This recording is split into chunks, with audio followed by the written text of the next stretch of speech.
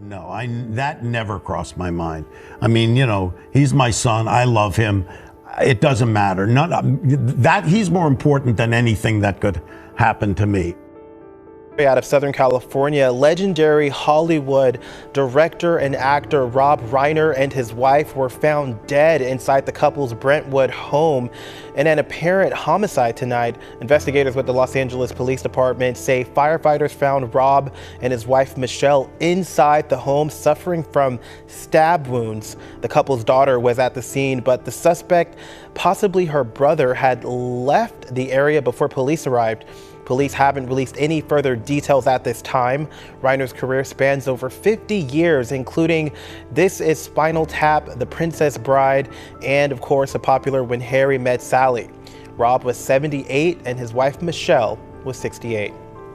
캘리포니아 LA의 부촌 브렌트우드 사우스 채드본 애비뉴 200번지 야자수가 늘어선 이 고급 주택가의 한 저택에서 비명이 울려 퍼진다. 2025년 12월 14일 일요일 오후 3시 38분 한 젊은 여성이 아버지의 침실로 들어섰을 때 그녀의 인생은 완전히 바뀌었다. 침대 옆 바닥에 78세의 할리우드 거장 롭 라이너가 쓰러져 있었다. 그의 목에는 깊은 상처가 있었고 온몸에는 여러 군데 칼에 찔린 자국들이 선명했다. 그렇게 피가 흘러내렸고 그곳에서 몇 발자국 떨어진 곳 안방 안에는 68세의 미셸 싱어 라이너 롭의 아내가 역시 같은 운명을 맞이해 있었다. 두 사람 모두 목을 그이는 치명상을 입었고 이 치명상으로 인해 단 몇 분 만에 사망한다.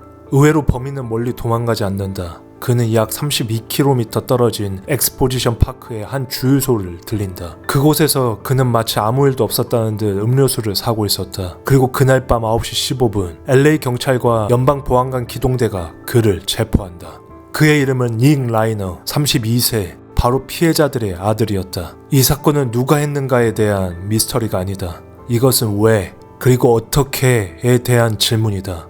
왜 유명 할리우드 감독의 아들은 그의 부모의 목숨을 빼앗아갔는가?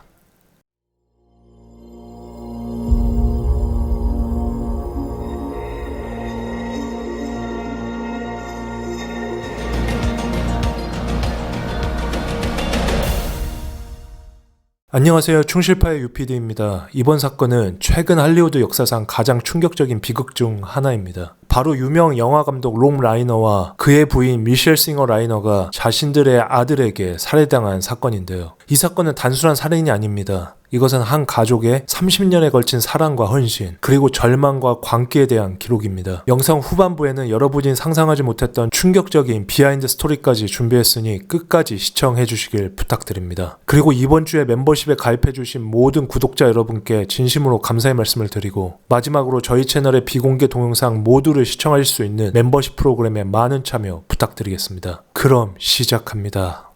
롭 라이너 그리고 그의 가족.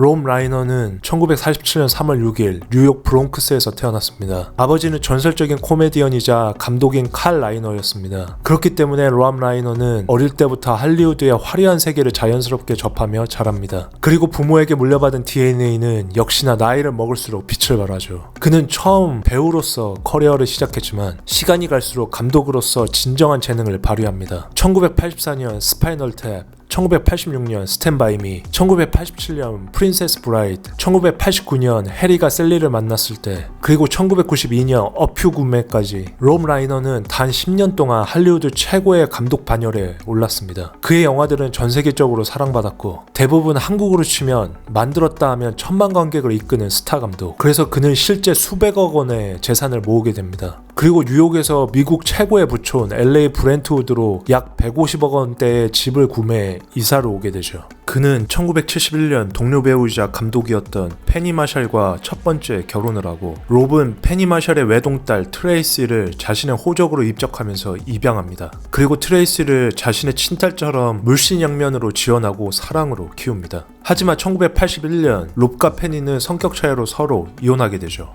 그리고 약 8년 동안 롭은 여러 작품에서 배우와 연출을 하면서 자신의 커리어를 쌓아갔고, 1989년 롭 라이너는 할리우드 사진작가이자 프로듀서인 미셸 싱어와 같은 작품에서 만나 결혼합니다.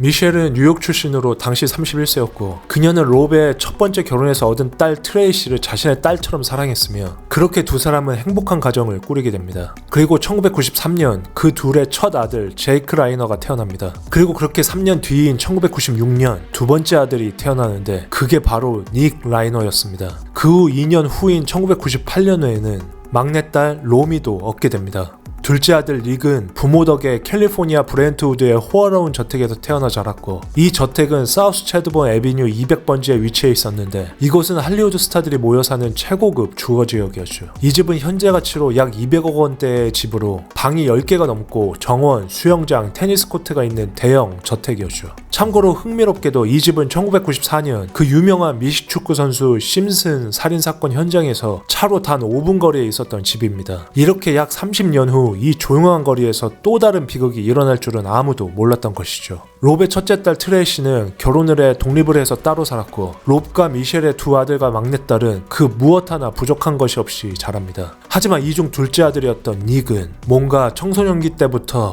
어떤 심각한 문제가 나타나기 시작합니다. 시작된 끝없는 추락. 닉 라이너가 15세였던 2011년 부모 롭과 미셸은 아들이 마약을 사용하고 있다는 사실을 알게 됩니다. 그래서 그들은 즉각 행동에 나섰죠. 롭과 미셸은 가슴은 아프지만 아들을 사랑하기에 닉을 유타주의 황야에 위치한 고급 마약 재활 시설로 보냅니다. 그곳은 미국에서 유명한 청소년들의 마약 중독을 치료하는 곳이었죠. 하지만 아이러니하게도 닉은 그곳에서 을 처음 접하게 됩니다. 오히려 여러 마약 중독자 학생들이 만나 안 좋은 방향으로 시너지를 내게 된 것이었죠. 닉은 나중에 한 팟캐스트에 출연해 이렇게 말하기도 하는데 재활시설에 가기 전까지 저는 헤로인이 뭔지도 몰랐어요. 그런데 거기서 만난 다른 아이들이 제게 헤로인을 소개해줬죠. 그때부터 제 인생은 완전히 망가지기 시작했습니다. 이런 이유 때문에 닉의 중독은 더욱 심각해집니다. 그리고 그는 19세가 될 때까지 무려 18번이나 재활치료를 받게 되죠. 부모인 롭과 미셸은 아들을 살리기 위해 모든 것을 쏟아붓습니다. 그들은 매달 7만 달러, 우리 돈으로 약 9천만 원이 넘는 비용을 들여 최고급 재활시설에 다시 닉을 입원시킵니다. 절대 둘째 아들을 포기할 수가 없었던 것이죠. 그리고 닉에게는 매달 1만 달러, 우리 돈으로 약 1,300만 원의 용돈도 보냅니다. 이것은 닉이 거리에서 마약을 사지 못하게 하려고 재활시설에만 지낼 수 있도록 안정적인 생활을 할 수 있기 위함이었죠. 하지만 닉은 매번 재활 시스템을 악용했습니다. 그는 재활시설에 있을 때는 모범적인 태도를 보였지만 태어나면 곧바로 마약에 손을 댔습니다. 한국에도 이런 말이 있죠. 마약을 아예 한 번도 안 한 사람은 있어도 한 번만 한 마약 경험자는 없다. 그렇게 닉도 재활과 재발을 계속해서 반복합니다. 그리고 부모 롭과 미셸은 점점 지쳐가죠. 그 가족들과 친분이 있는 한 익명의 사람이 언론에 나와 이렇게 말합니다. 롭과 미셸은 정말 최선을 다했어요. 하지만 둘째 아들 닉은 그들의 도움을 진지하게 받아들이지 않았습니다. 그는 그저 부유한 부모가 만든 시스템을 이용할 뿐이었죠. 그리고 어느 순간인가부터 닉의 문제는 단순한 마약 중독을 넘어서고 있었습니다. 그의 정신 상태가 점점 더 불안해지고 있었던 것이죠. 정말 마약 중독자에게서 나타나는 뇌가 녹는 현상이 발생한 것입니다. 정신적 붕괴. 2015년 닉은 마약과 필사적으로 싸우고 있었고 재활과 재발을 반복해서 생활하고 있던 도중 아버지인 롬 라이너가 그의 치료를 돕고 사회로 나오게 하기 위해 아들에게 너의 이야기로 각본을 쓰면 자신이 제작하겠다며 제안하기도 합니다. 그래서 나온 영화가 다름 아닌 2015년에 나온 할리우드 영화 Being Charlie. 약물 중독과 가족 간의 사랑을 그린 이야기로 실제 닉의 자전적인 이야기를 토대로 각본을 쓰고 아버지이자 할리우드 거장이었던 롬 라이너가 연출을 합니다. 하지만 아버지 롭의 노력이 또다시 무색해지는데 2018년부터 2020년까지 닉은 다시 마약에 손을 대기 시작합니다. 벌써 거의 20번째 재발이었죠.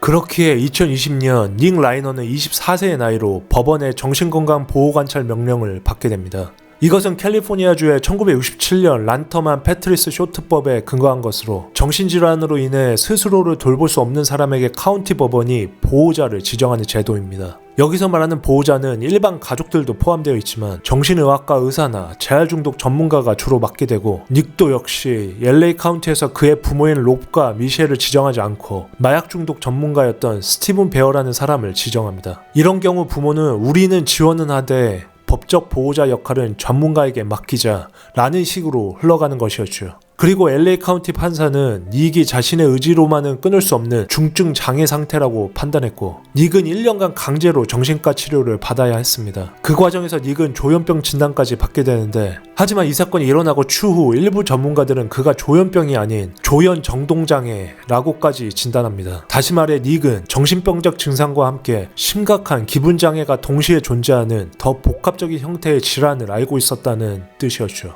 여러분들도 알고 있는 조현병은 환각, 망상, 사고장애를 동반하는 심각한 정신질환입니다. 그렇기 때문에 약물 치료가 필수적이죠. 그래서 닉은 조현병 치료제도 복용하기 시작합니다. 그 후 약은 효과가 있었죠. 닉의 증상은 아주 안정되었고 그래서 2021년 카운티의 보호관찰 명령은 종료됩니다. 닉이 이제 꾸준히 약만 잘 복용한다면 사회로 나가 일상생활을 할 수준까지 왔다는 이야기였죠. 하지만 4년이 지나 2025년 11월 사건 발생 약 한 달 전 운명적인 결정이 내려집니다. 닉은 자신의 정신과 의사에게가 자신의 약을 바꿔달라 요청합니다. 그 이유는 급격한 체중 증가 때문이었죠. 조현병 치료제의 가장 흔한 부작용 중 하나가 바로 체중 증가이기 때문에 닉은 담당 의사에게 약을 바꿔달라고 요청합니다. 그리고 의사는 그 요청을 받아들이죠. 하지만 이것이 정말 치명적인 실수였습니다. 4년간 먹은 약에서 한 번에 새로운 약물로 전환하는 과정에서 닉의 정신 상태는 급격히 악화됩니다. 언론의 한 소식통은 이렇게 말하기도 하죠.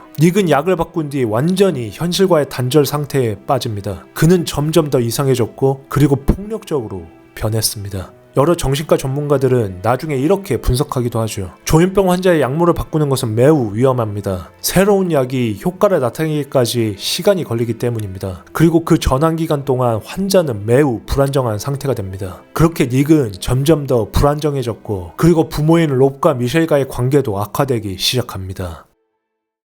그들의 운명의 주말 2025년 12월 13일 토요일 저녁 롬 라이너와 미셸 라이너는 TV 토크쇼 진행자 코난 오브라이언의 크리스마스 파티에 초대를 받았습니다. 그리고 그들은 그곳에 아들 릭도 함께 데려갔죠. 이것은 그들이 아들을 사회에 재통합시키려는 노력의 일환이었습니다. 하지만 파티장에서 이상한 일이 벌어집니다. 닉은 다른 손님들 사이에서 기괴하게 행동하기 시작했죠. 그는 사람들에게 자꾸 이상한 질문을 했습니다. 여러 목격자들에 따르면 닉은 20년 동안 봐왔던 할리우드 관계자들과 동료 배우, 감독들에게 혹시 나를 아세요? 왜 아는 척을 하시죠? 저를 그냥 내버려 두시겠어요?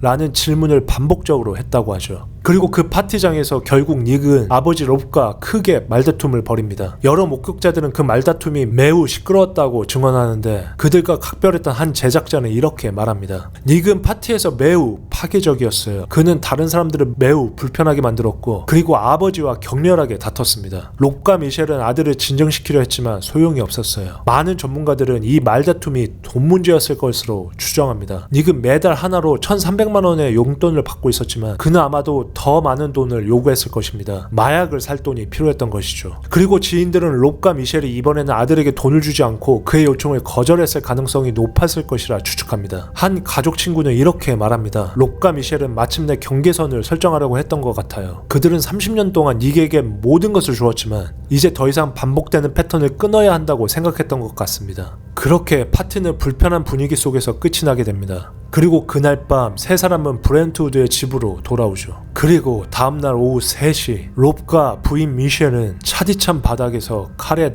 당한 채 시신으로 발견됩니다.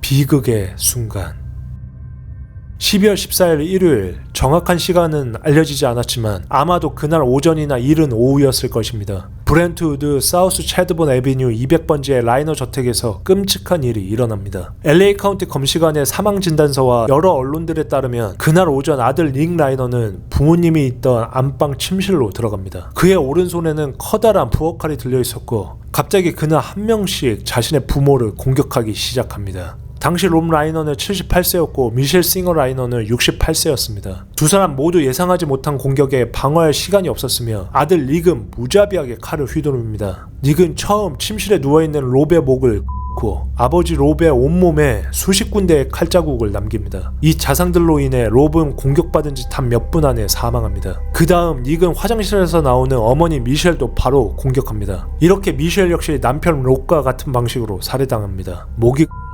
온몸에 수십 군데의 칼 공격을 받습니다. 사건 현장은 정말 참혹했습니다. 피가 방 안 곳곳에 흩뿌려져 있었고 두 사람의 시신은 일정한 간격을 둔 채 안방 침실 안에서 발견됩니다. 오후 3시 38분 911에 신고전화가 걸려옵니다. 신고자는 롭의 큰딸 트레이시 라이너였습니다. 트레이시는 아버지와 연락이 안 되어 집을 방문했고 그곳에서 끔찍한 광경을 목격했던 것이었죠. 역시 그들의 막내딸이었던 롬이 역시 집안에서 무참히 에 엎어져 있는 아버지 롭을 보고 바로 집 밖으로 뛰쳐나와 동시에 경찰에 신고합니다. 그리고 경찰과 응급의료진이 즉시 출동합니다. 하지만 두 사람은 이미 사망한 상태였죠. LA 카운티 검시관의 공식 사망 진단서에는 사인이 칼에 의한 다수의 예리한 도구 손상으로 기록되어 있었습니다. 그리고 두 사람 모두 칼에 찔린 후 단 1, 2분 안에 사망했으며 이것은 상처가 얼마나 치명적이었는지를 보여줍니다. 그들은 즉사하지는 않았지만 그렇다고 오래 숨이 붙어 살아남을 수도 없었던 것이었죠. 단 몇 분 안에 할리우드 스타 감독 롭과 제작자 미셸의 생명은 끝난 것이었습니다. 범행 직후 아들 닉은 현장을 떠나 도망갑니다. 그는 자신의 차를 타고 집을 빠져나갔으며 그는 약 32km 떨어진 엑스포지션 파크 방면으로 급하게 향합니다. 번호 714-46668. 닉 라이너가 현장을 떠난 후 LA 경찰은 즉각 수사에 착수합니다. 경찰은 첨단 기술을 동원하는데 지오 트래킹, 휴대전화 데이터, 그리고 CCTV 카메라 영상을 종합적으로 분석해 불과 몇 시간 만에 용의자 둘째 아들인 닉이 엑스포지션 파크 근처에 있다는 것을 파악합니다. 이곳은 닉의 집 브렌트우드에서 약 32km 떨어진 곳으로 다운타운 LA 근처이자 USC 대학 인근 지역이었죠. 그날 저녁 9시 15분 닉은 엑스포 버몬트 메트로역 근처에 한 알코라는 주유소에 들리게 됩니다. 이곳은 UPD 저 개인적으로도 자주 지나간 곳인데 아주 안전한 지역은 아닙니다. 주로 대학가 학생들과 홈리스들, 사우스 LA 지역의 흑인분들과 히스패닉 분들이 자주 지나가는 곳입니다. 아무튼 다시 돌아와 이 알코 주유소의 CCTV에서 그의 모습이 포착됩니다. 이 CCTV 영상을 한번 보시죠. 영상에는 닉이 매우 평온한 표정으로 편의점에 들어가 음료수를 사는 모습을 볼 수가 있습니다. 그는 마치 아무 일도 없었다는 듯 행동합니다. 그는 음료수를 고르고 그리고 계산대로 가서 돈을 지불합니다. 그의 표정은 담담했고 그리고 그의 움직임은 느릿느릿거렸죠. 마치 정신이 완전히 다른 곳에 가 있는 것처럼 보였습니다. 그리고 닉이 편의점을 나서는 순간 LA 경찰과 연방 보안관 기동대가 일제히 움직였습니다. 그들은 닉이 편의점에 나와 길을 걷는 순간 주변을 둘러쌌고 차로 그의 동선을 막습니다. 그리고 그를 그렇게 바로 체포합니다. 체포 시각은 12월 14일 일요일 밤 9시 15분. 닉은 별다른 저항 없이 체포되었습니다. 그는 그저 명한 표정으로 서 있었고 그리고 경찰의 지시에 순순히 따랐습니다. 마치 자신이 무슨 짓을 했는지 왜 여기에 와 있는지도 모르는 것처럼 행동했습니다. 이 모든 점들을 종합적으로 분석해보면 정말 이상한 건 닉이 도망친 곳이 국경도 외곽도 아니라는 점입니다. 그는 결국 USC 대학이 있는 사우스 LA 인근 익스포지션 파크 주변에서 체포됩니다. 하지만 왜 그곳으로 향했는지는 아직 아무도 알지 못하죠. LA 타임스는 그가 왜 사우스 LA 쪽으로 갔는지 불명확하다고 했고 체포 직전 한 주유소에서 거의 1시간 동안 서성거렸다는 목격담도 전합니다. 마치 누군가를 기다리는 것처럼요. 누구를 만나려 했는지 목적지가 있었는지는 현재로선 단정할 수 없습니다. 다만 계획된 도주라기보다 흩어진 이동과 그저 이유 없는 배회였을 가능성도 남게 됩니다. 아무튼 이렇게 주유소로 나오던 닉을 LA 경찰은 살인 혐의로 체포했고 그는 곧바로 LA 카운티 교도소에 구금되었습니다. 그의 사건 번호는 714-46668. 그는 보석 없이 구금됩니다. 그렇게 그가 구금된 이후 더 인디펜던트 언론 보도에 따르면 닉은 LA 구치시설에서 독방에 수감된 상태로 감시 대상이 되었고 닉은 현재 파란색 방지 조끼를 착용하고 있으며 변호인과 교도소 의료진 외에는 외부와 소통이 제한되어 있다고 말합니다. 그리고 안전을 위해 교도소 감독자가 15분마다 그의 상태를 확인한다고도 덧붙였죠. 마지막으로 닉이 정신건강 문제로 힘들어하고 있지만 지도는 지금까지는 없었고 혼자 있는 방에서 거의 말이 없다는 취지의 설명도 함께 나왔습니다.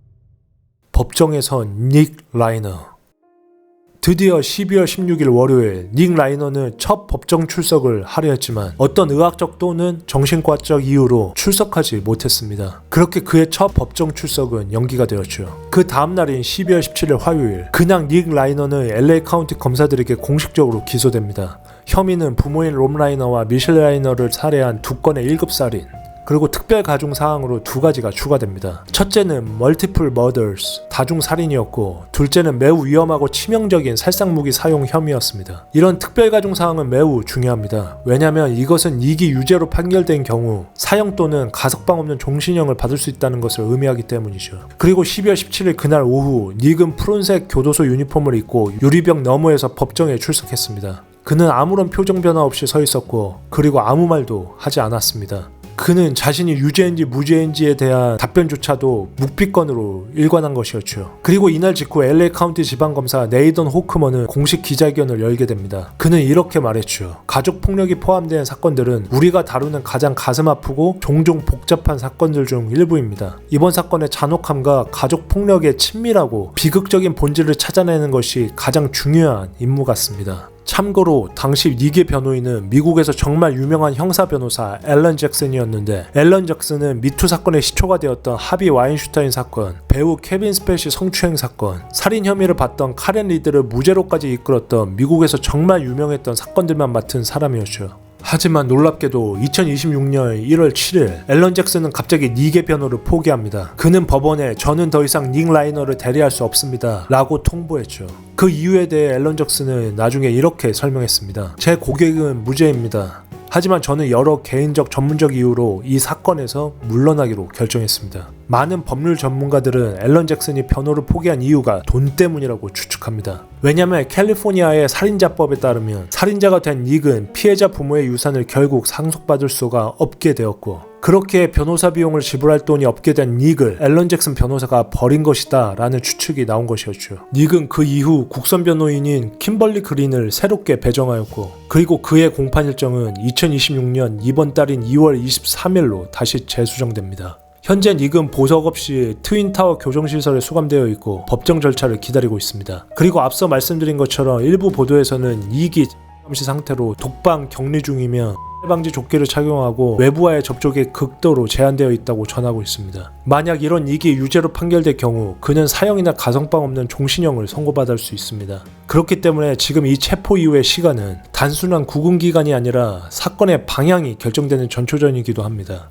검시관 보고서에 따르면 롭과 미셸의 시신은 12월 19일 금요일에 화장되었습니다. 그리고 가족들은 조용히 그들을 위한 추도식을 가졌죠. 롭의 딸 트레이시 라이너는 소셜미디어에 이렇게 썼습니다. 저는 완전히 망연자실합니다. 저는 아버지를 너무 사랑했어요. 그는 너무 천재적인 감독이었고 너무나 친절한 아버지였습니다. 그리고 비틀즈의 폴 맥카트니도 추모의 글을 남깁니다. 저는 항상 록과의 좋은 추억을 간직할 것입니다. 그와 그의 아내가 더 이상 이 세상에 없다는 사실은 너무나 가슴 아프네요. 그러면 이제 이 사건의 진짜 본질, 왜 아들인 닉은 그가 사랑하는 부모를 이렇게나 잔인하게 살해했을까? UPD의 비하인드 스토리. A newly unearthed video shows Rob and Michelle Reiner's son in a deep and disturbing crisis. Sometimes I just come out to gather my sick thoughts. The clip shows him walking around his lavish neighborhood and wandering the Brentwood estate where he allegedly killed his parents. Say and spell your first and last name for me. I ain't gonna tell you my first and last name. Most people know me as Diddy David. The clip is shot as a mockumentary as Reiner takes on an alter ego and raps this haunting line. Because I'm a snail and I never gonna fail. And you know what? You're gonna have to bail me out of jail. I think I'm lucky in the sense that I have parents that care about me, and because of that, when I would go out and do, things like drugs and stuff like that, I'd feel a tremendous amount of guilt because I'd think, oh, they're thinking about me right now. They want me to do good, and most people don't have, not most people, but some people don't have parents that are, have any interest in that. 이제부터 제가 말씀드리고 싶은 것들은 이 사건을 보고 다시 한번 되짚어봐야 하는 몇 가지, 그로 인해 우리가 느낄 수 있는 그 몇 가지 점을 이야기해 보려 합니다. 첫 번째는 이 사건 범행 방법의 잔혹함입니다. 공식 보도에서는 다수의 예리한 도구 손상이라고만 표현했지만 경찰 보고서에 따르면 실제 롭과 미셸의 목이 깊게 고 수십 개의 자창이 있었다고 합니다. 이것은 매우 친밀한 사이의 치정이나 이 사이에서 생긴 깊은 원한이 있을 때나 나오는 살인 방법이었죠. 범죄 심리학자들은 이런 방식의 살인을 오버킬이라고도 부릅니다. 이것은 단순히 사람을 죽이는 것을 넘어서 극도의 분노와 감정이 담긴 행동입니다. 그렇기 때문에 이것은 닉이 단순히 정신질환 때문에 행동한 것이 아니라 무의식적으로 부모에 대한 깊은 원망과 분노가 있었다는 것을 보여줍니다. 한 범죄 심리학자는 이렇게 말했습니다. 부모를 죽이는 것 자체가 극히 드문 일입니다. 그리고 이렇게 잔인한 방식으로 죽이는 것은 더욱 드뭅니다. 이것은 닉이 부모에 대해 매우 복잡한 감정을 가지고 있었다는 것을 보여줍니다. 그는 아마도 자신을 맹목적으로 사랑했던 이런 부모를 사랑하면서도 동시에 증오했을 것입니다. 두 번째, 사건 당일 닉의 행동입니다. 닉은 부모를 살해한 후 32km나 떨어진 주유소까지 직접 운전해 갔습니다. 그리고 그곳에서 그는 아무렇지 않게 평온한 모습을 하고 음료수를 하나 사고 나옵니다. 이것은 무엇을 의미할까요? 정신과 전문가들은 이것이 닉이 완전히 현실과 단절된 상태였다는 증거라고 말합니다. 그는 아마도 자신이 무엇을 했는지 완전히 이해하지 못했을 것입니다. 그렇기 때문에 그는 마치 일상적인 일을 하듯 주유소에 들러 음료수를 산 것이었죠. 하지만 다른 몇몇의 전문가들은 반대 의견을 제시하기도 합니다. 그들은 닉이 범행 현장에서 32km나 떨어진 곳까지 운전한 것 자체가 그가 어느 정도 현실을 인식하고 있었다는 증거라고 말이죠.